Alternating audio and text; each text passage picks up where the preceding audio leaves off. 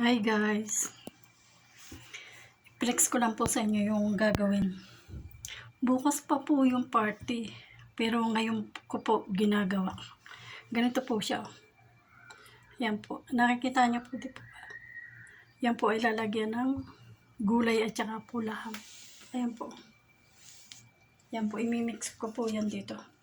Yung po laham, imimix ko po dito sa gulay. Ayan po yan, carrots, kusa, patata, eggplant. Hindi ko po alam itong malaking pilpil po. Ayan po. Ayan po. Ilalagay po yan. Imimix po yan. Gulay, rice, at saka po malagkit. Ayan po siya. Ayan po. Laham. Imimix po yan dito. Pagka-mix po yan dito sa gulay na to, lalagyan ko po ng sauce. Tapos ilalagay ko na po sa loob. Ayan po siya. Ang tawag po niya dito sa ginagawa ko po ay mashi. Mashi po, mashi. Salitang Arabic po. Salamat po and God bless po sa ating lahat.